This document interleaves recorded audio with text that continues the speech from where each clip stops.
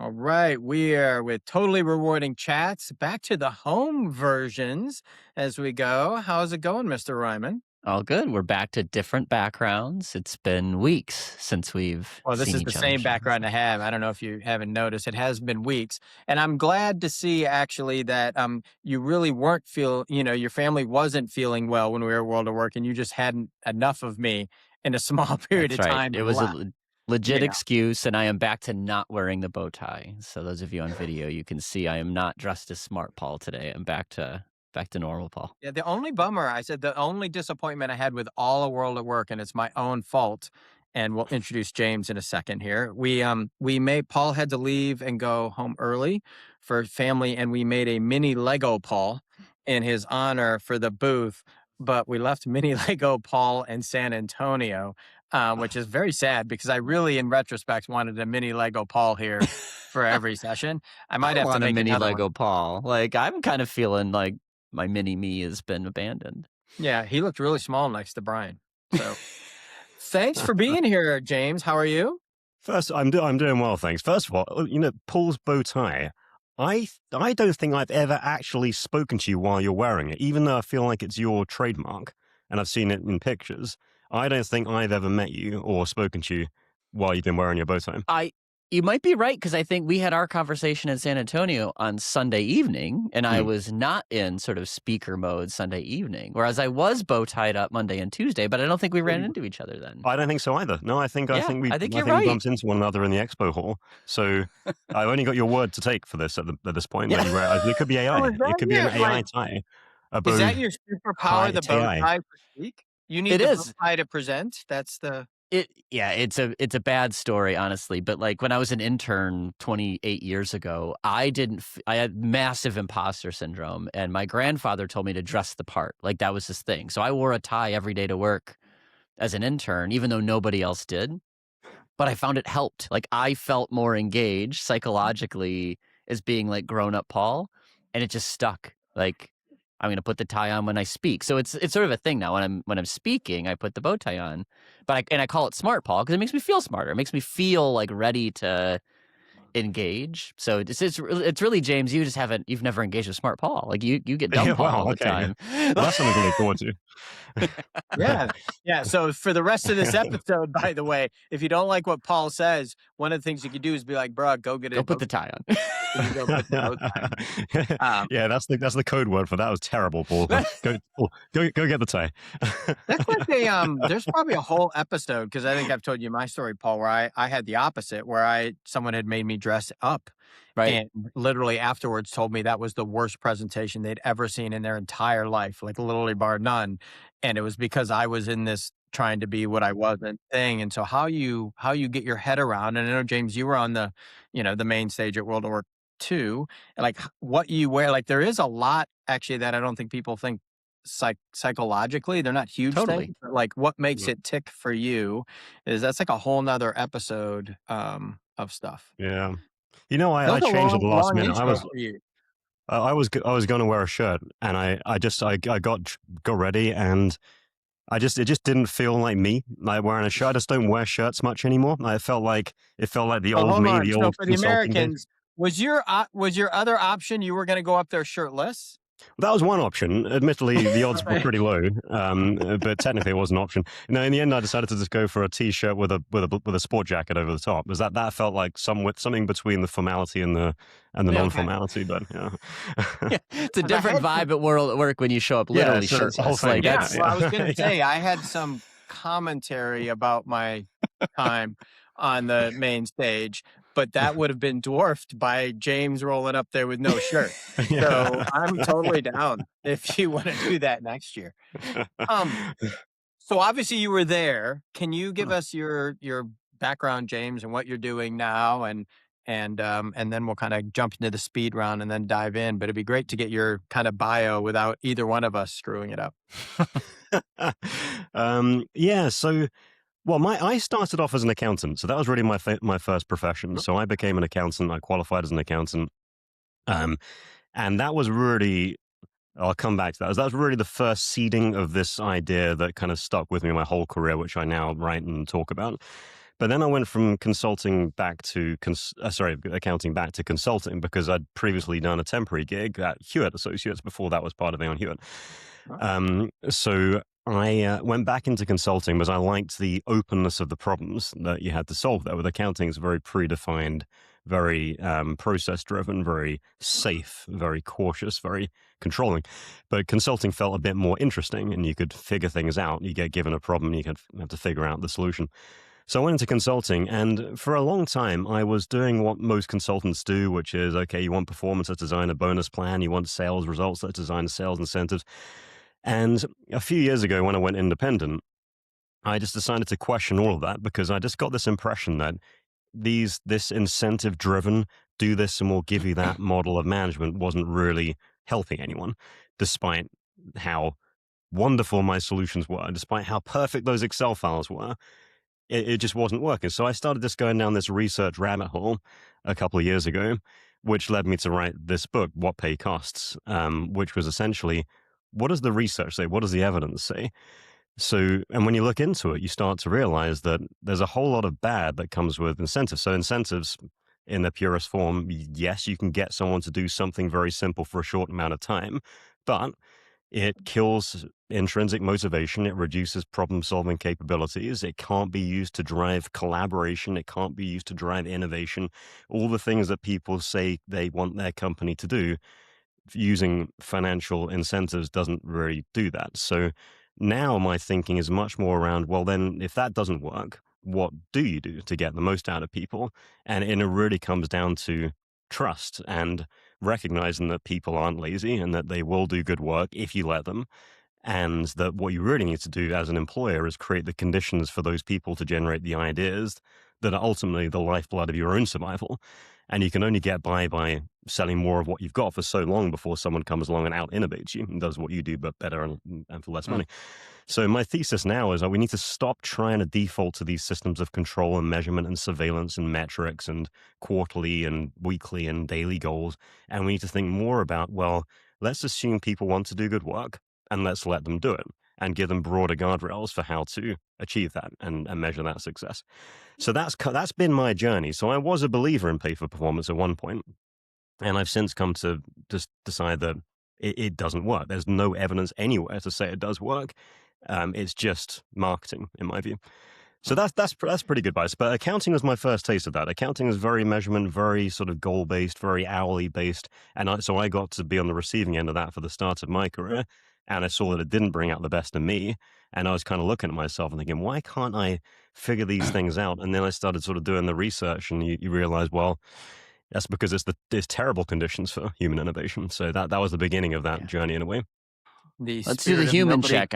I can't wait to argue about this because this will be a fun episode. But I think let's start with let's just make sure everybody knows James is a human, and then I can't wait to dig in. I'm a because human. I'm in the middle, which is kind of weird. Normally, I'm one of the polarizing ends, but I'm going to be, I think, somewhere in the middle. Are you a coffee or tea person, James? Oh, I'm both. Like, I'm drinking coffee right now. I'm a big coffee person. So in my hand, I have this is my go-to daily roast. It's a sort of medium dark. It's called the San Francisco. Oh no, the Bay Area the Fog Chaser. I can't think it's the Bay Fog Chaser, maybe, or the San Francisco Fog Chaser. A great daily coffee. You've answered the follow-up question already. So typically we ask then, are you a coffee snob? Yeah. And that's okay, by the way. That's a compliment. I am definitely that too. So. Yeah. I've been worse in my life than I am now. Now I'm much more like I did have a lot of paraphernalia at one point, and I was just talking with Dart Lindsley, who's also a coffee snob, and Luke O'Mani, who's also a coffee snob as well. And they do the whole AeroPress thing, and they've got hand grinders, and they really take it to a different level. So they are true coffee snobs. I'm a medium snob. In case we get past tens or hundreds of listeners, paraphernalia mean coffee paraphernalia, just to make sure. Right. So the place in the world you haven't been that you want to still go to? Antarctica. Ah, that's an old one. Yeah. I'm super confident about that, but sure. Well, I've gone to a lot of places with a lot of people. I want to go to a place without a lot of people now. So Antarctica seems like the appropriate destination. More penguins, fewer people. That's right. Okay. Just dress I warm, okay. man. I like that. That's actually that'll be the one takeaway from the entire thing. More penguins, less people. Right. Yeah. Um, Really important question, very divisive, James. You have a weekend away. Well, how do you phrase it, Paul? You have a weekend away solo. Right. Um, Assume that your partner is off having fun with their friends. So no guilt. Assume your animals are well cared for. Mhm. This is all about sort of James can do what James wants to do. Like that's our framing. yeah. Okay. Do you want Now, a posh weekend away, or would you rather go rough it in the woods? I probably would. I'm a London boy. I would probably go posh. Like I can take a certain amount of camping, but if I'm truly treating myself to a weekend on my own, it would be if I could do any. It would be like Tokyo for a weekend. That would be my treat. Okay. So Yeah. jazz and I whiskey like how and you put the phrase in though. I could if you made me, which yeah. And people that's have made basically me. how I learned that. You're like, I don't want to really make Sean feel too bad. I Yeah. could, but I I'm, don't and I'm want not, to. and I'm not a complainer. You know, I'll do it, and I'll put up with the walking and carrying things around inexplicably, even though you've got all this stuff at home. But I'll still do it, and I'll still enjoy it. Okay, we're gonna move on from this, James, because I don't need you to call any more ammunition. Um, the best place in UK outside of London that you would send people to go to vacation? Oh, that's a good question. That's a good question. I would probably say the Lake District or the Mm, Peak District, like the true British countryside. I think the British countryside is phenomenal, massively underrated. The Brits know it's great. If the yeah. weather plays ball, it's sensational. But yeah, probably the Peak Districts. That if you want a sense of what England is really like, I think what the best of England can be, then it's those places. Okay. I'll go. I usually tell people Lakes is my second or third. I'm a more Mm. Southwest Coast Pass, and the Oh surfing's yeah, better yeah, down there. The surfing's yeah, better, yeah. but I'm I used to do slightly family biased. holidays in Cornwall, so yeah. Yeah, that area. Mm. And always interesting with someone not from the U.S. originally. Are you a crunchy or creamy peanut butter person? Oh, crunchy. Yeah. Yeah. well, quick Yeah. response too. Like I like that. Yeah, I mean it's easy. Um, Like I want to taste the peanuts. Like I don't want to pretend that it's not got peanuts. It's peanut flavored. I want peanuts in my peanut butter. when the faster the answer comes, Paul, do you notice the more defensive they are about their answer There and is a little bit like why you're wrong, Sean, that you like creamy? Like, that doesn't even taste like a peanut. I don't know. How do you even convince yourself, Sean, that it was a peanut to begin with? Exactly. Like, okay. It could be AI at that point. Oh, an AI peanut. Um, so let's dive in. So we heard kind of the overview of the book. And I wasn't able to make was your session aligned to that? And then let's really dig into the, you know, does pay for performance really work? So, but was your session around that same topic? More or less, yeah. I switched it slightly and included some new and different research. I probably went a bit research heavy in truth. I love research, so I don't mind it, but I need to appreciate that the audience doesn't always want to hear more and more research studies. But yeah, I tried to sort of create a summarized version of the story arc of the book for that session. Okay. so let me just clarify. I think a perspective thing. So does pay for performance work?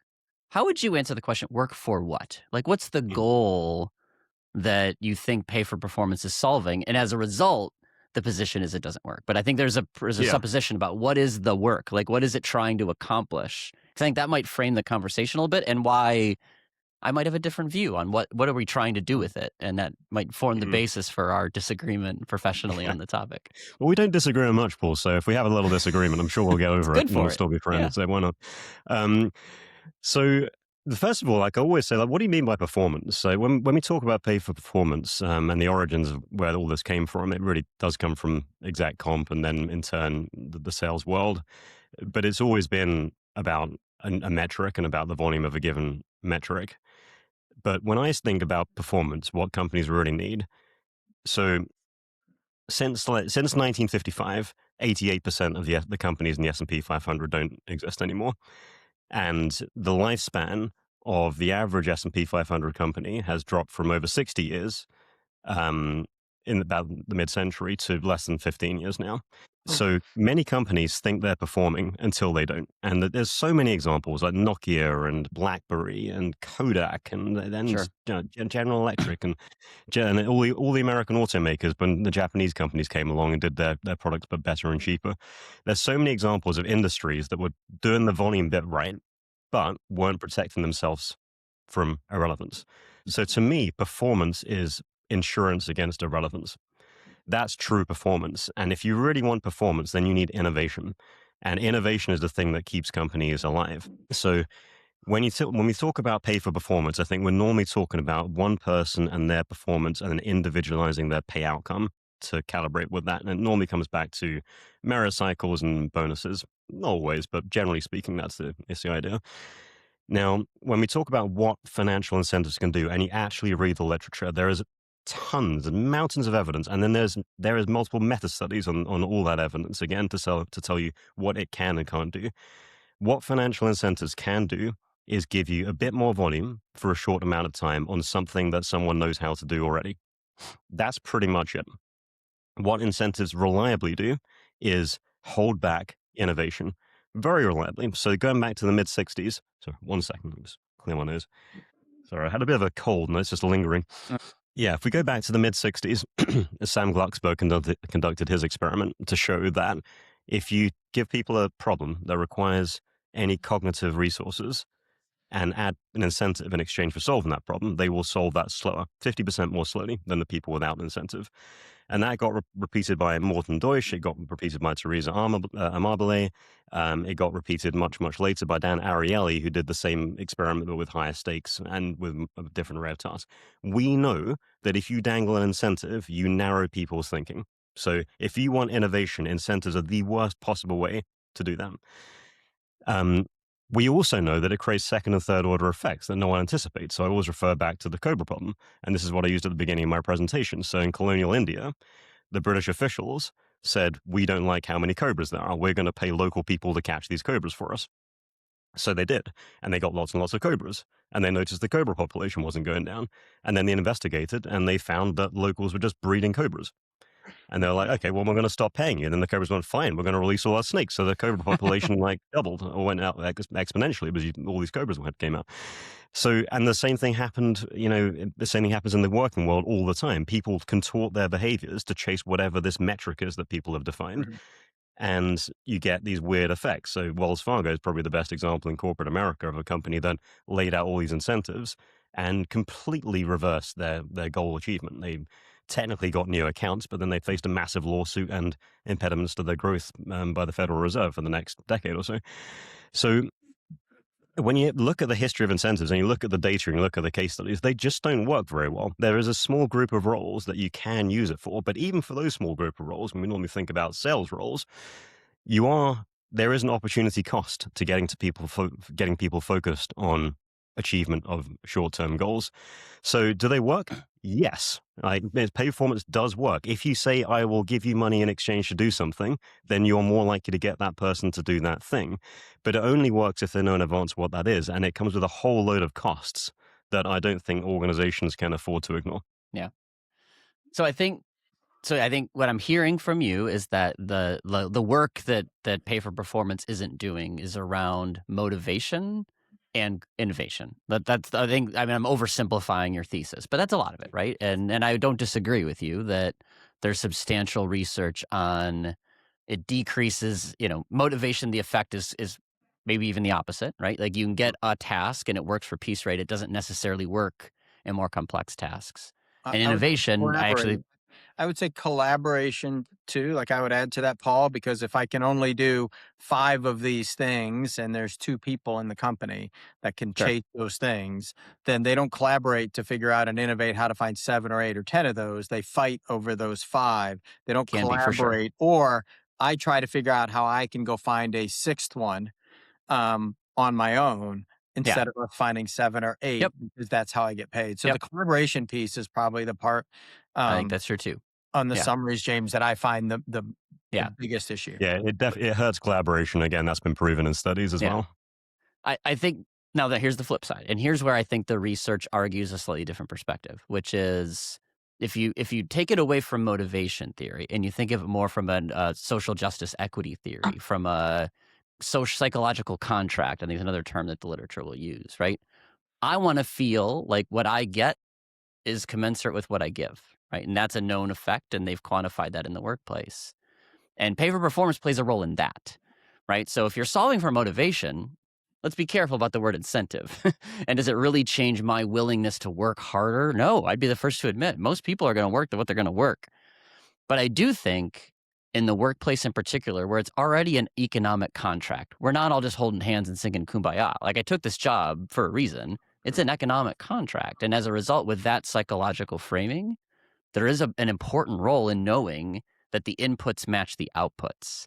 Mm-hmm. So it's But more of a fairness and a justice perspective than a motivation perspective, is where I think there's more validity still in pay for performance used the right way. And with that framing, it's not, I'm going to drive James to sell more by having this thing. It's more, James wants to know that if he sells more than Sean, you're not getting the same thing. Yeah. And that was cemented in my head because I worked with a printing company years ago that did not do commissions. I thought it was like extraordinarily bizarre.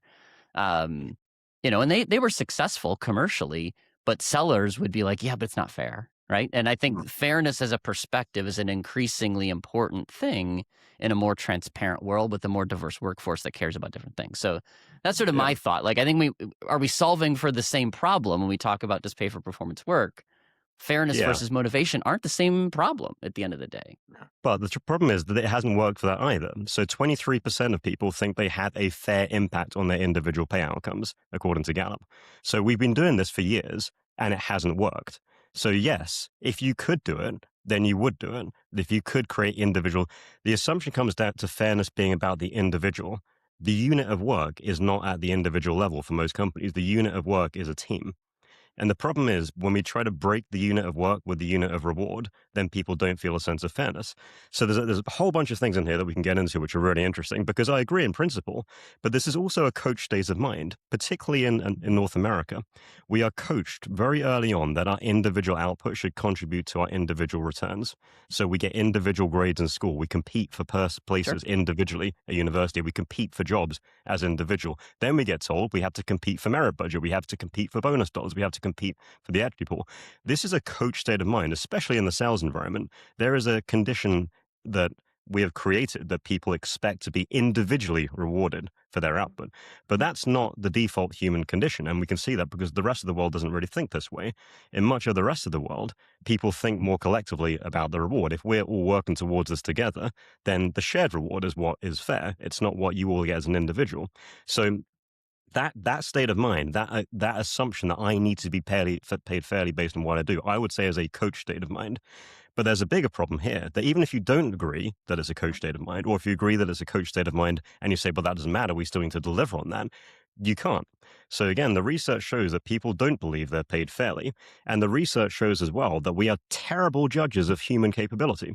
So you've got a various number of problems. So first of all, my favorite one is idiosyncratic rater bias.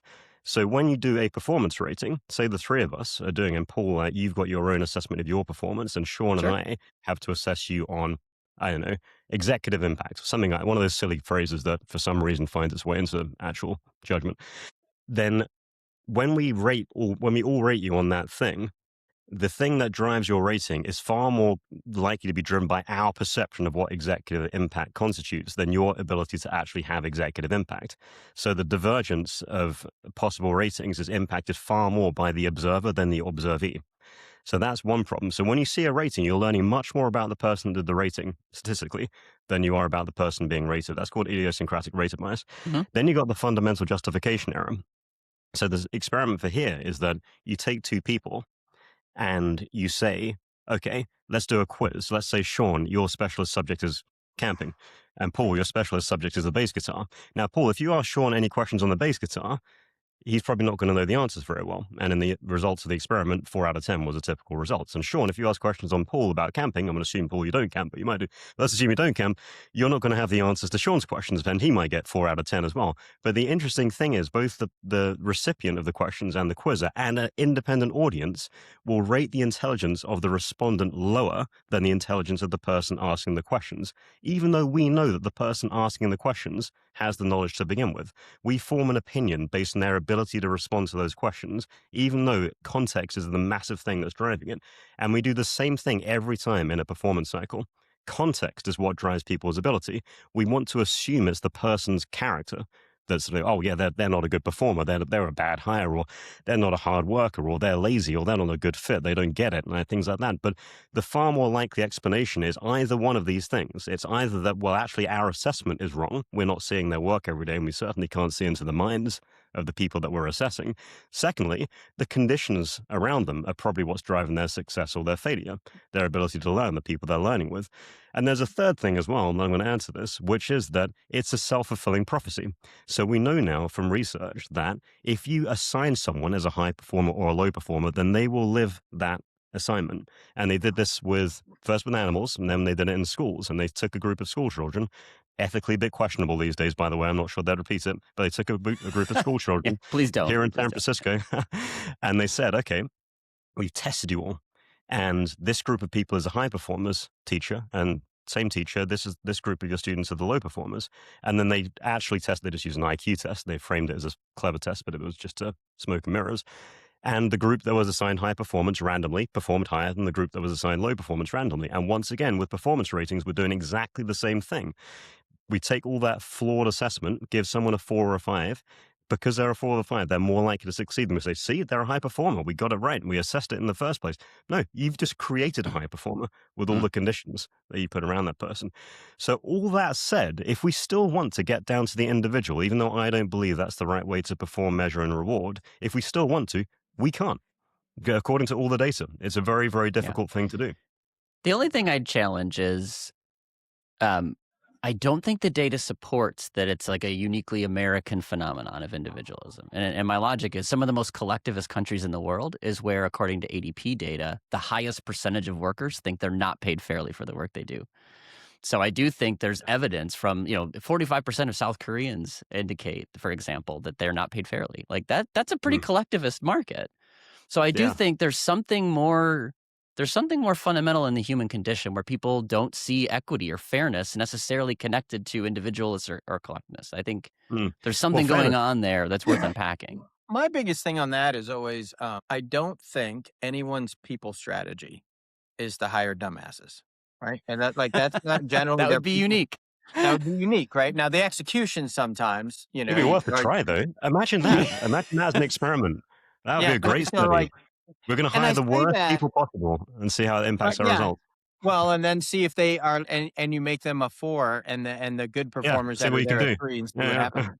The reason I say that is it doesn't take people long to understand in a pay-for-performance culture, there's a limited budget, and that depending where you are, right? For me, it's the collaboration and the trust thing. Like, you can't measure. So your ability to get a bigger increase is not only based on how much I can be better than Paul or try to do better.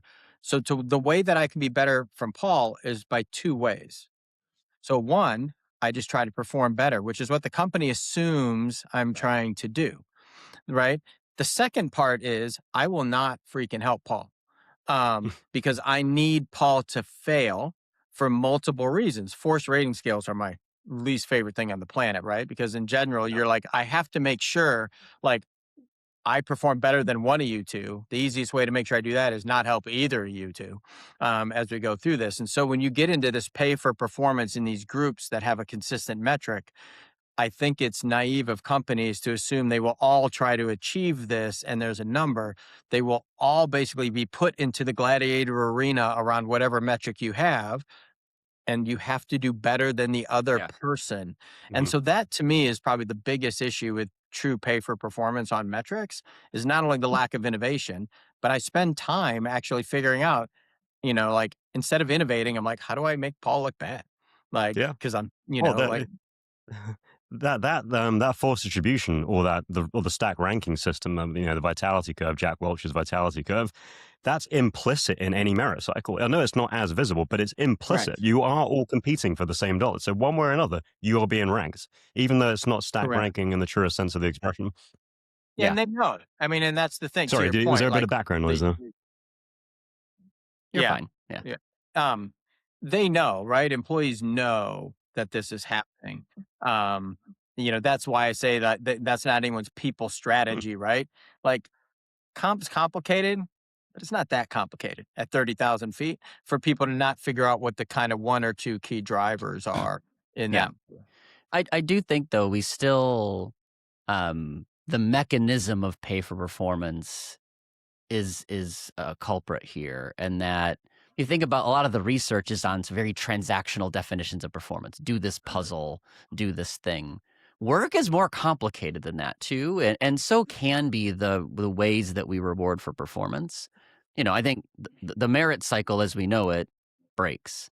Um, the and James will hopefully jump back on here shortly, but the way we've executed salary-based pay for performance is a problem. The way that we've chosen to do performance management, performance ratings, and calibrating bonuses is probably broken. Um, It's you know, interesting. I actually think it's more so when you think about moving up through the company and the way they create like the STI mix, right? I actually think they're more right for the whole company the further up you go, because the premise is always, sure, more of your base pay is going to be based on, or your STI is going to be based on your individual things because you can't control the narrative of the company. Um, and you at senior management, we're going to give you more of your bonus based on, the entire company right? that's there. And so now your short-term incentive mix is based on innovating and doing whatever. But if I'm buying a car from a company, I sure as shit hope the guy putting the car together on the line, that person is incented by the company doing well, not actually just a volume of things that he can shove through there. Yeah, And so, which is his metric to your point of like, so I actually think they in some ways they've got it right, just not at all the levels. Because if you basically said your incentive at the bottom is for the company to do well, like, oh, I need to create loyalty, a good product. We still need to have yeah, volume. Like, and let me figure out how I can get more cars off the factory floor. And I'm on the factory floor. How do I figure that out yeah. to That's do right. more of them better because I'm going to make more money, as opposed to just how do I do more? I don't care if they're better. That's right. And James, just since your hiccup with the technology there, you're back on. I'll Yeah, sorry just about that. recap sort of what we debated while we were gone. It's all right. It happens. Yeah. But where I was headed a little bit was the mechanism of sort of broadly defining pay for performance is part of the culprit here. Like there are definitely like the way we define performance, so we codify performance. That's what Sean was. You tell me to produce more things, I'm going to produce more things to get more dollars, maybe. But that comes at a cost of quality. That comes at a cost of other things. You know, so don't deploy that. Is sort of my take, right? Like there's different ways to define and codify performance Well, for different roles.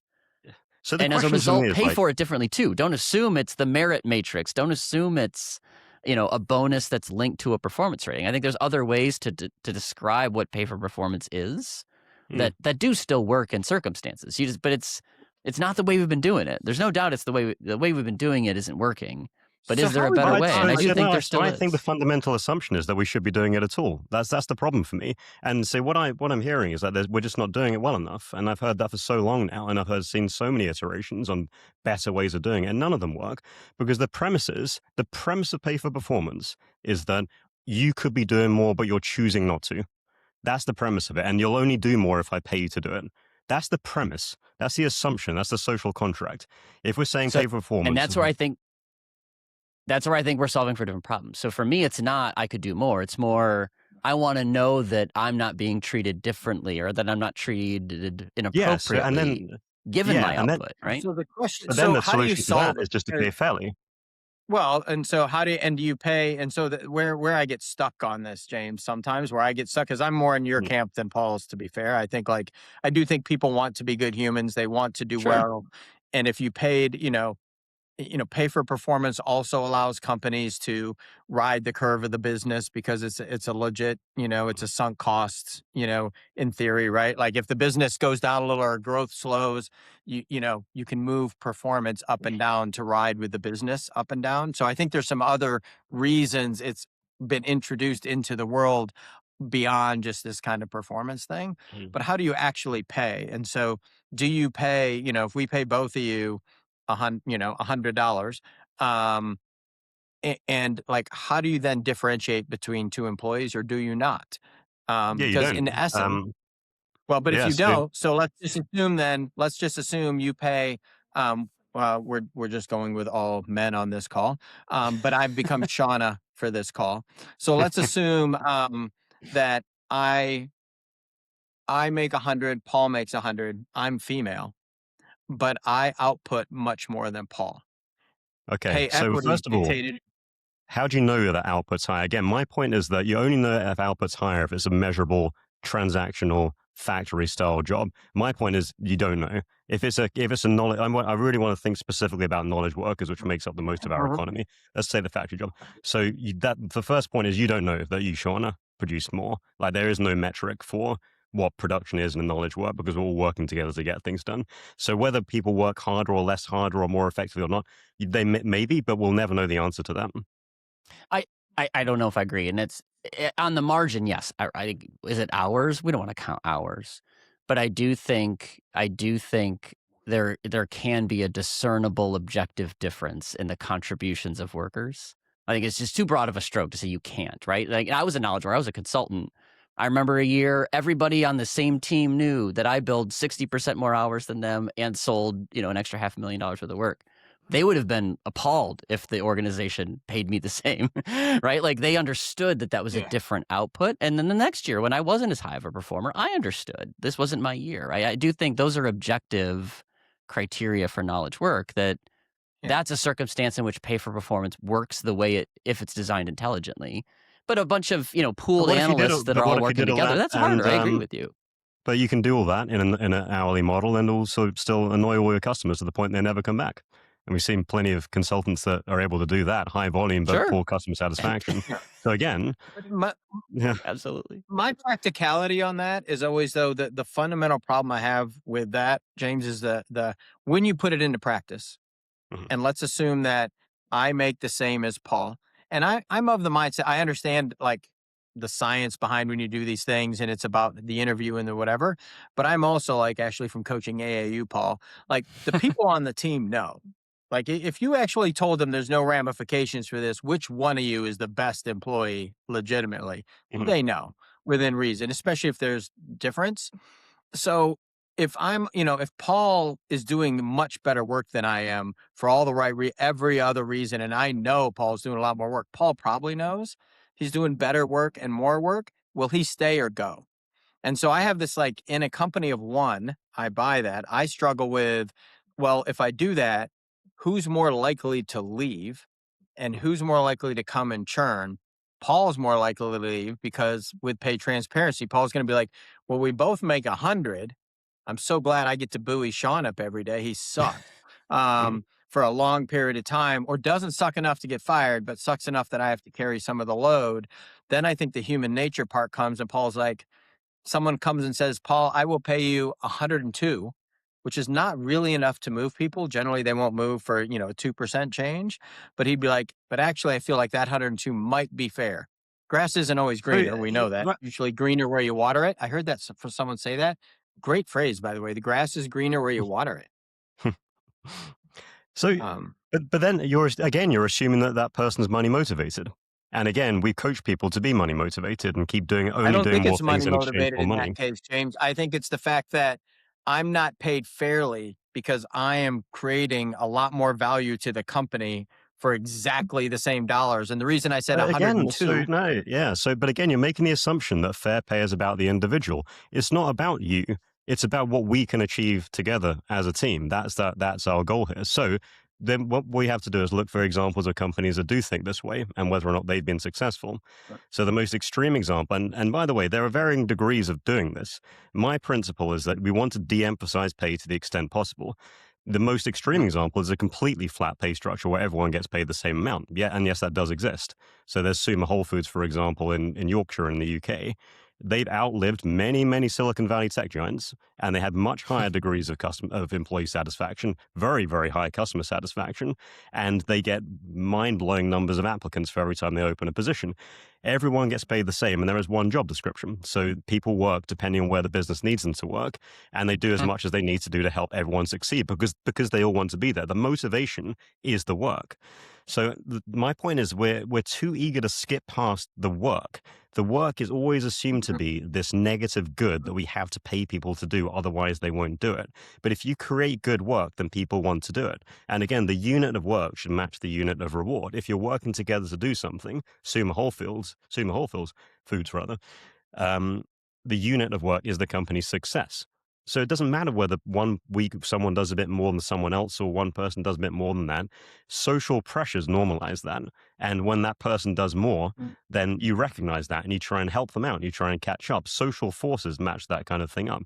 Now, if you've only got someone coming into a company that wants more money for every unit of work, again, first of all, we've coached them to think that way because they've had a career of pay for performance. They've had a career of saying, well, I'll only do it if you give me more money, or like, I'll only get it done if you pay me. And then they take that attitude. We don't want wealth addicts in our companies. We want work addicts in a healthy way. We want people that are in it for the work. So one extreme is a completely flat company. But I'll say to a lesser degree, if all your roles are doing the same thing, whether someone's new to it with no experience or has been there for 10 years doesn't dictate the value to that role. And our assumption with the salary band is that there are people that should be at the bottom and there are people that should be at the top. I think all the assumptions around that are not based in research. They're based in management theory and factory style work. And predominantly the military construct that created the salary band in the first place. Entry level people take entry level pay and you kind of go through the ranks and it's very regimented. But the fact is that someone new to the role can offer a lot more value than someone that's been in the role along from an innovative perspective. The justification for variance in the salary band doesn't make any sense to me. And we see it in the satisfaction around pay. Again, all the data points to the fact that we're not able to do this in a way that people perceive as fair. So I would say the only thing that should impact your position in the salary band is, well, I don't believe in salary bands. I think we should just pay for the role, and that should be it. And we should have as few roles as possible, and we should have as flat an organization as possible. And I think part of the problem is then organizations have become less and less and less and less flat over the years. The pay gap has grown and grown and grown. The gap between the bottom and the top has grown. The lowest wages have stayed low, even gotten lower, while the highest pages have risen over 1,000% in the last 20 years. Yeah. Everything has become an economic event. You can only get more if you perform and you can prove it. You see, and that's why people get promotions and they look for promotions because it's the money. They don't want to be a manager. They want the money that comes with it. Then we turn around and act surprised when they're not good managers. Well, yeah, of course, because you took the politically most savvy and gave them a managerial role and then wonder why they're not good people leaders. Because all it is a game. It's a game that we've trained people to play, and that's not good for the company and it's not good for the work. The companies have done really well in this space. Yeah. U.S. companies like Nucor Steel, Patagonia, Semco in Brazil, and China. You've got Haya, you've got Mondragon in Spain, you've got Handelsbanken in Sweden. Decentralize and flatten out their structures and make pay the smallest possible conversation. And the goal is making work that people want to do and a company that people want to be at. If you want to go and get more money somewhere else, well, go ahead. But that's not what we're looking for here. We're looking for people that want to be here. Yeah. I do think it's a hard like I always come back to as the uneducated one here, James. How do you make it happen? Because in theory, if you have ranges and grades and do whatever to pay for that role, you probably are going to have to you're going to have to red circle people. Like, what do you do with people that are above? You tell them you're not going to get an increase into the change. In some places, you literally can't pay them less. So legally, so there's just, how do you actually, for me, the practicality is how do you get there? And then, you're going to lose high performance, which is fine. Like I think there's like that piece. And of course, depending, unless you're like really have that CEO buy-in, if you're owned by a PE, if you're public, you're whatever, like to make this work over 2-3 years, there's going to be hiccups that happen. How do you see, what are the best practices for companies to make this, to actually, let's assume we want to do it. Like, how do you see what would be the best path for someone to get there and tackle the hurdles? Well, you mentioned private equity. There is, and I apologize, I can't remember the name of this. You can look it up and add it to the notes afterwards. But there is one private equity investor who heavily encouraged his portfolio to decentralize and be much more employee driven and have much flatter structures and less autocratic management systems. So in private equity, there's a bit more innovation, I would say, than VC-backed companies when it comes to people and motivation. But there is one good case study with a private equity company that did this. But to your point, Sean, like change is tough. So this all involves relinquishing control. So the thing about pay for performance, what it really does is scratch the itch of control. Oh, here are metrics. If I take our company goals and diffuse them down in Peter Drucker's management by objectives model, and everyone does all the things that it filters down to do, then we're all going to achieve our top level goal. And it all works on the assumption that the CEO is the only person that can ever make any strategic decisions. But the companies that have survived decentralized decision making and work in a much less autocratic model. So if you want a good example of a company that's done this, I'd like to pick industries that are traditionally quite autocratic and don't think about things in this way. Nucor Steel is probably the best case study of a company that broke free from a lot of the assumptions around pay for performance. Now, they do still have some performance-based pay, and they still do some of these things, but they are the biggest steel company in North America, and they faced a crisis of survival at one point and decided that the solution to that was to move away from a top-down autocratic model to a decentralized, bottoms-up, strategy-driven culture where information is shared laterally and strategy is built collectively. And when you start doing that, then the work becomes more interesting because people have a say in that and a voice in that. So, but that came from the top down. So to your point, if you're going to change things, it either needs to come from the top down, or it needs to be a new company that's going to outcompete the old ones because they're going to offer people a much more fun place for people to work, and they're going to get the good talent, not the companies that are doubling down and pay for performance. Yeah. Or Well, you see it a there is lot. a I mean, I believe in it. Oh, I think, sorry, did I cut you off or did you cut out? I couldn't oh yeah, I might I have cut out a believe bit. in it, James, from the standpoint of I believe in like functionally, I believe in the premise. I'm always worried like, how do you do it? And I say that because if you look at startups, like 4, 5, 6 people, like they pay kind of for that role, but everyone's in the same boat paddling together for the well-being of the company Mm-hmm. thing. And then somewhere along the line, to your point, James, it gets too big. And Yep. now I have to control things and understand what people are doing. And they kind of lose faith in that initial little I could huddle up in the morning and let them decide to now Yeah. I have to see. And I don't know if it's entrepreneur's dilemma that I have to have control. Like, so I functionally believe it because the best, fastest, and gross companies are small and they're doing it for the right reasons for the company to be better and whatever. And somewhere that changes. Mm-hmm. I don't know if it's how many people per department, like there's probably research out there. So I Yeah. functionally believe it. I just am like, how do I, and I'm a firm believer, like, and just do the right thing. And I'm 100% James I think most people, if you pay them reasonably fair and treat them well, will give you their best effort. They might whine about their pay, but I think functionally they still bust their ass to Yeah. give you their best product. Like I know that's a little blue skies, rainbows, and unicorns, as some people will. To your No, it's point, I'll true. be a 2 because they told me I'm a 2. But I think most people want to do that. Yeah. That financial contract, you gave me money. I don't care how bad you treat me, I will do well. So Mm. I believe it. I think it's great. It's super great research. I'm just really curious how you make it all happen. And the Mhm. discussion of how we pay for the role has come up a lot Yeah. with pay equity. For sure. And I do think so, even though I still disagree, because I think even like Nucor is my favorite example because they still have individual incentives actually. But They I do, but disagree with the conclusion, yeah. but I applaud the fact 100% that you're challenging it. Like I think I just want to Yeah. I want to make sure that's clear for everybody. Mhm. Like I'm a big fan of let's be careful about making dogma out of the stuff that we've been doing forever. Yeah. And so I applaud you. And I do think the one place we 100% agree is different strategies can be effective.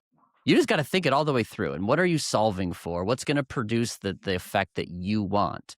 And certainly if you've got opportunity to choose a model, choose one that's going to work for what you're addressing. And if you're looking for innovation, teamwork, a collective focus on the outcome, yeah, individual incentives is not going to get you there, right?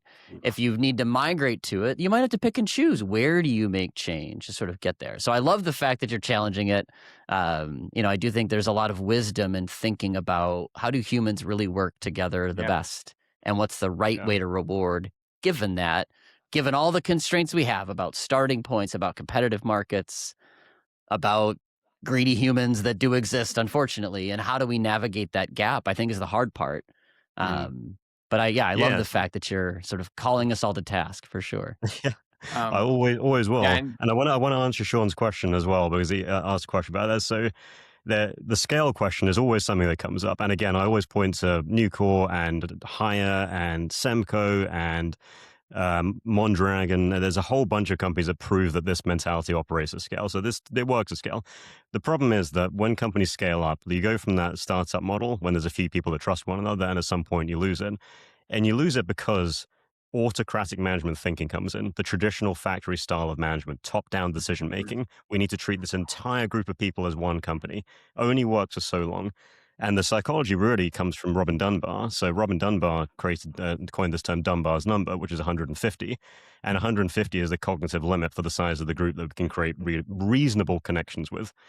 And many companies have built their organizations around Dunbar's number. So Spotify did this with their squad size, 150. Semco did it accidentally. Ricardo Semler actually stumbled across this 100 to 150 range and later realized that it was Dunbar's number. George R. Martin has 150 characters in his books. There's useful applications to know that we struggle beyond certain sizes. But more importantly, we can only form meaningful work relationships with about 10 or 15 people. So if we're truly trying to create groups for solving problems, then it's a much smaller group. So that's when you can start thinking about structuring an organization around humans, not around command and control assumptions. Can you still hear me, by the way? I'm getting a few connection warnings. Are you still there? Uh-oh. uh, we might, Ah. yeah, I don't know.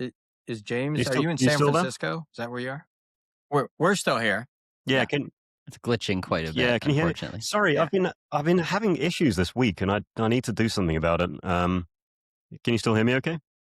We can still hear you okay. We'll do this Yeah. because I know we're getting near the longer period of time. We probably will do a Yeah. follow-up because I think at some point I mean, whether we talk about the role and pay, like I'm with Paul, before I ask you the last question, I'm kind of somewhere in the middle and a little more altruistic on the team thing, how we practically get there. But I 100% love the fact that this Yeah. forces the discussion and forces people to be like, well, why do you have them on that metric? And they're like, because the guy before me had it, Because, lady yeah. before me did it, and that's what we can measure, easy as opposed to. So I think it's great. Like, why do you have the matrix? Like, there's somewhere in the middle.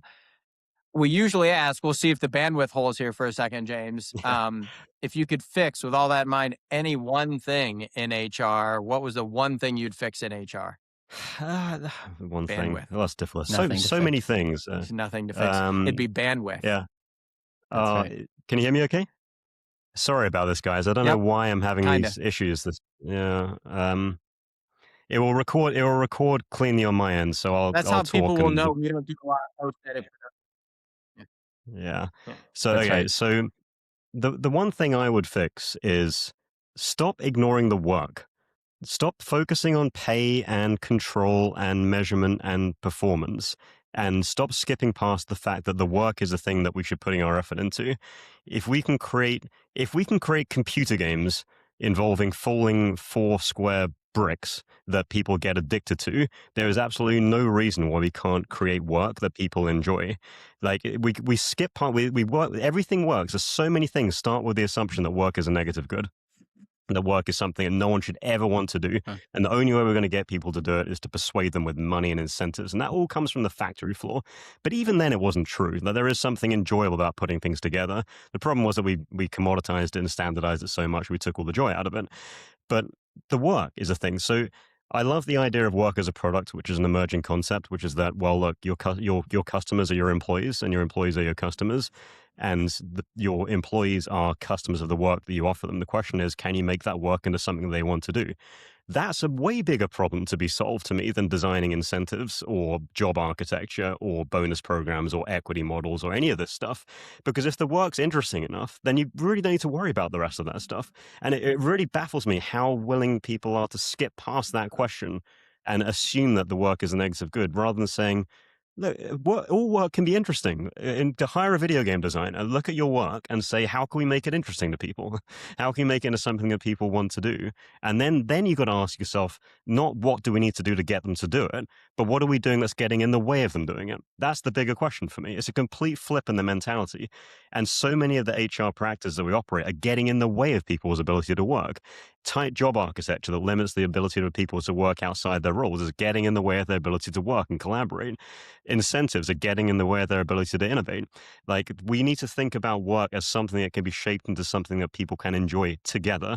So that would be the one thing I would change about HR. Like, think about the work first. Yeah, this is why we now, I appreciate you coming on my, as you go through that. I'm always like, I 100% agree, but I do think there's a lower boundary in boundary theory of what you have to pay someone to come to work. Mm, Like, I love my work, yeah, James. I love doing what I do. I love all the stuff I'm doing here. But if my employer decides that they want to pay me zero, I don't love it that much.